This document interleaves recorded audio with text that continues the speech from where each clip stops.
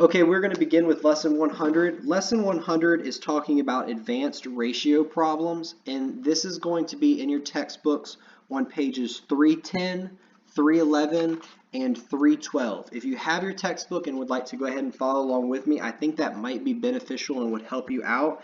Some of the problems that we're going to be doing in this lesson have a little bit of length to them. We actually have to write the problem out so that we don't get lost or confused on what we're doing. So with these type problems, when we come across them in tests and in our homework, it will be very helpful to try to write that problem out on a scrap piece of paper or in your notebook, just so we don't get confused or lost about where we're at. So to start us off, again, this lesson is talking about advanced ratio problems. And we have talked about ratio problems in the past before in previous lessons, but now we're going on to advanced ratio problems. So it's the same principles and the same concepts that we have learned before. It's just now they're looking at them in a different way, or they're looking at more advanced, more harder problems. Now, they're not hard or difficult to do, it's just more advanced or more difficult than a basic, easy ratio problem. You'll see exactly what I mean when we start getting into this. So our first example on page 310, right under lesson 100, you'll see it right here. It says example 100.1, just so that we can go ahead and start seeing one. It says the ratio of nuts to bolts was 11 to 2. If there were 260 nuts and bolts in the pile, how many were bolts? So how many of those 260 nuts and bolts were bolts? So normally we would write this out as a ratio problem where we know we have N over B representing nuts and bolts equals, well, how many nuts do we have? We have 11 to 2. So 11 nuts per 2 bolts. So we write this down just like we have done previously, and then we run into a problem because we know that if we tried to cross multiply this, we would get n times 2, or 2 times n and 11 times b, but then we wouldn't be able to cancel these letters out and get a definite solution because we have two variables here. And if we have two variables, we're unable to solve that just with our numbers that we have here. So what we have to do is, if we back this out, the key with these, or the trick with these, is that we have to look at the problem and say, well, what information is it giving us? And the trick, if you will, to these type problems is to start where, if we have, okay, our original ratio, nuts to bolts. So remember, N for nuts, B for bolts. We'll just write it down here for simplicity's sake. We are told that we have 11 to 2 nuts to bolts. So 11 nuts per 2 bolts. And that gives us a ratio, 11 to 2. But just by having these two numbers, it automatically gives us a third ratio point, which we could call the total. 11 and 2 is 13. Because it's telling us that if we have however many number of nuts and bolts, in this case it's 260, but any number, then 11 to 2 is going to be the nut to bolt ratio. So we have 11 nuts per 2 bolts. So the total of that ratio, or total ratio, is 13. So now that we have 3, it is a lot easier to figure out what we need to figure out. Because we remember that in the problem it also tells us the actual total number of nuts and bolts. So here I'm going to write, I'll just write T again, and we'll reference this in a minute. Because in the problem it tells us that we do have 260 nuts and bolts. And the problem is asking, out of that 260, how many were bolts? So just so we can differentiate that this is the total ratio, the total of the ratio, and this is the total number of nuts and bolts, we'll write total, or TR, just to keep in mind that this is the total ratio, or the ratio total. And here we'll write TA for actual, because this is the actual number of nuts and bolts that we have. That's all that this little small a and r little subset letter here means, is just that this is the actual real total of nuts and bolts that we have. And 13 is just the total ratio number. So 11 and 2 is 13. That's just to help keep our mind straight so we don't get confused.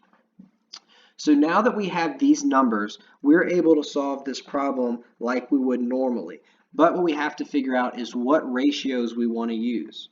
So if we draw a box here and we cover up our first point here,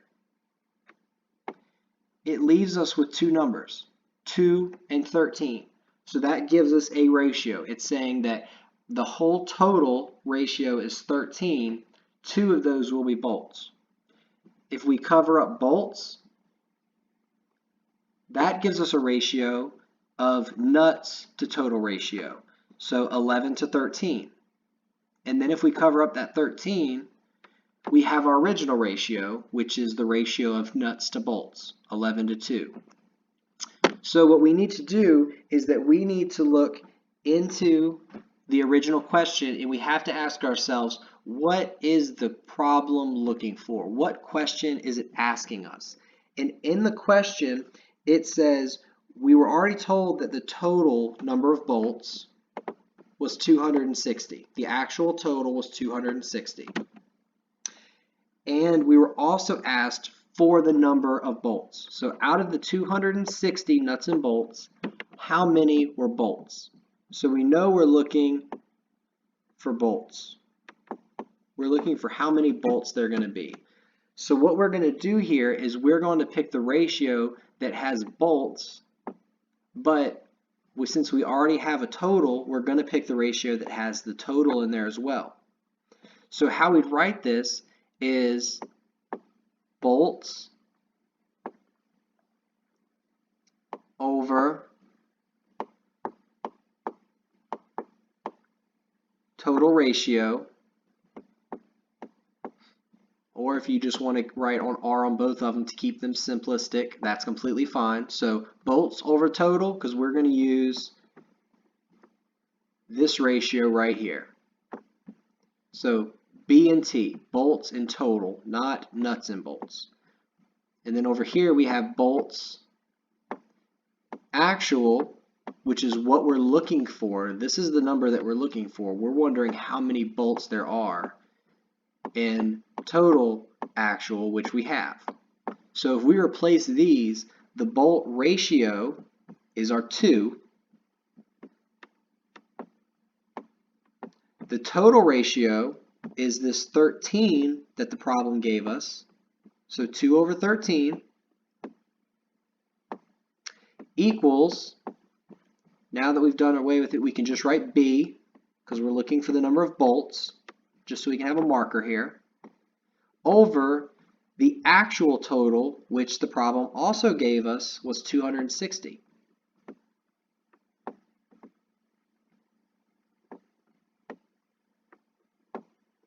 Now we have a normal ratio problem that we have solved multiple times in the past. So we know that 2 times 26, or 2 times 260, and 13 times B will equal each other. Or in other words, we know that it is B equals 2 times 260, so 2 times 260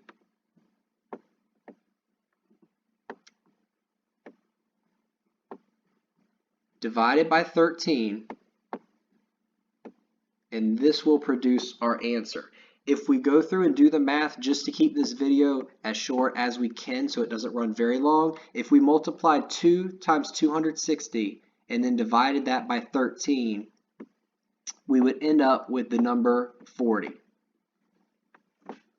So by doing this way, we would know that the number of bolts, or B, equals 40. So 40 in this case would be our answer.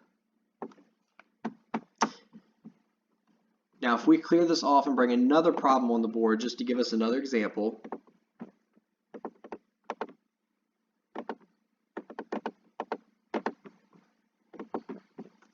There we go. Example 2, which is on page 311, it says, Farmer Dunkowski wanted to plant his farm with wheat and corn in a ratio of 7 acres to 9 acres. If he had 640 acres, how many should be planted in wheat?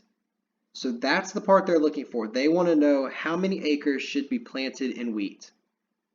So the first thing that we need to do is, again, find out all of our key points that they give us.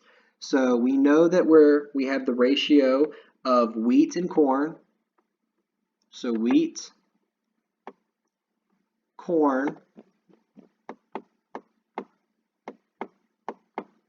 Our ratio of wheat to corn is 7 acres to 9 acres. So 7 to 9. And just so we can keep our heads on straight, we remember that this is the wheat ratio and this is the corn ratio. These are just the ratios. These aren't the actual numbers. And since it gives us 7 and 9, we also have a total. So our total ratio is going to be the total or the sum of these two numbers. So 7 plus 9 is going to come out to 16. So we have a total ratio of 16. We also know that the actual total, or we'll just write total A for total actual, just like we did before, was the total number of acres that the farmer had. In this case, we know that it is 640. He has 640 actual acres. So now that we have our numbers here, or have all of our different potential ratios, what we have to do is we have to say, okay, what is the problem asking us so that we know which ratios to use?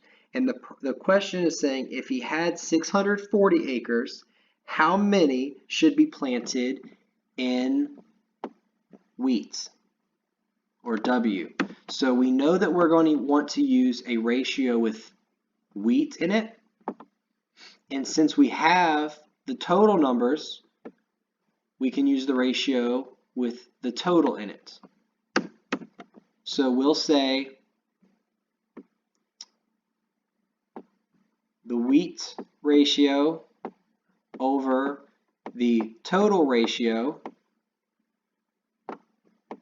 will equal the wheat actual, which is what we are looking for, over the total actual. And then we replace our numbers inside of here. So our wheat ratio we know is 7. So 7 over our total ratio, which is 16, equals our wheat actual, which we do not know yet. That is what we are looking for. So we will just put W in here, just so that we have a variable placeholder, over the actual total, which we know is 640.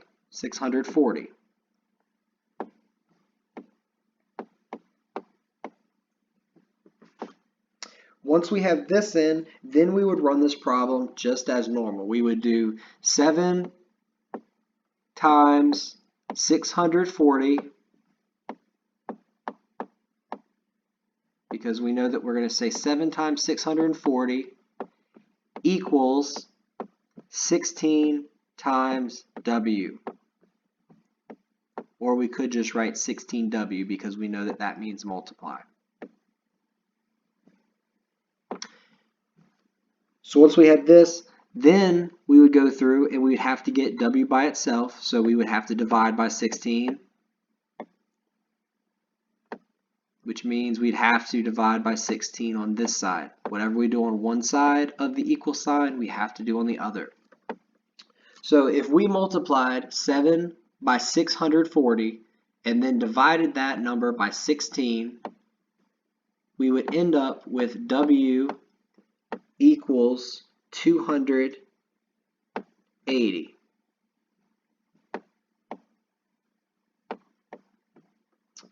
So if we look at our original question, halfway down page 311, it says if he had 640 acres, how many acres should be planted in wheat? 280 acres should be planted in wheat. That would be our answer. Now, we will run through one more example on the next page. If you flip your page over to 312, at the very top, it starts with example 3. And it says, when the race began, the ratio of professionals to amateurs was 2 to 17. If 3,800 racers were in the race, how many were amateurs? So first what we have to do is we have to, again, write down what ratio and what numbers the problem already gives us. So we know we have a ratio of professionals to amateurs. So again, we'll just keep these to remind ourselves that these are the ratios.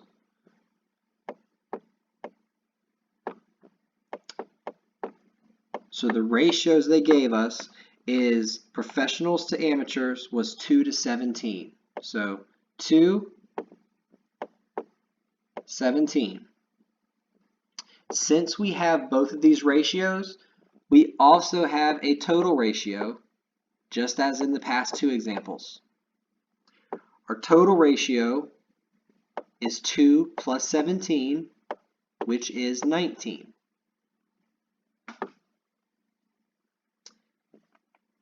We also have the actual total, the total number of all of the racers together, or TA, is 3,800.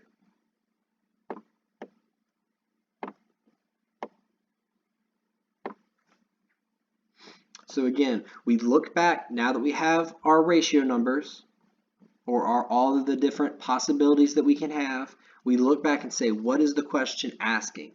It's saying if you have 3,800 or 3,800 racers, how many were amateurs? So we're looking for A. We're looking for how many actual amateur racers there were. So we have a total and we have an actual. So those are the two ratios we're going to use. We're going to use the amateur ratio over the total ratio. We keep our ratios together and our actuals together over the amateur actual, which we do not know, that's what we're looking for, and then our total actual, which we also have. So we'll fill in our boxes. AR 17, or the amateur ratio is 17. The total ratio is the sum of those two together, which is 19, equals the amateur actual we don't know, so we will put in A for this spot. That's what we're looking for. And TA, the actual total, is the 3,800. We also know that as well. So again, now we're left with a normal ratio problem with one single variable. We know that we can cross multiply and find this answer like we've done before. So 17 multiplied by 3,800, 17 multiplied by 3,800 is going to equal 19 multiplied by A, because we're going to do 17 times 3,800 will equal 19 times A. So once we multiply these together, we'd have to get A by itself. So we would do the opposite, 19 multiplied by A. So we're going to do the opposite of multiplication is division. 19 divided by 19 we would multiply this side by 19, which would give us, if we ran the math through and we multiplied 17 by 3,800 and then divided that number by 19, we would end up with the number 3,400.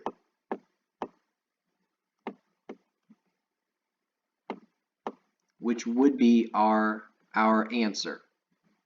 So the original question says, if there are 3,800 racers, how many were amateurs? So out of those 3,800, 3,400 were amateurs. If we had to figure out how many professionals there would be, if it was a problem that asked for both, we would just know it's 3,800 minus 3,400, the difference, which would be 400. In this case, though, they're only asking for the total amateurs, so 3,400, or A equals 3,400, is our answer.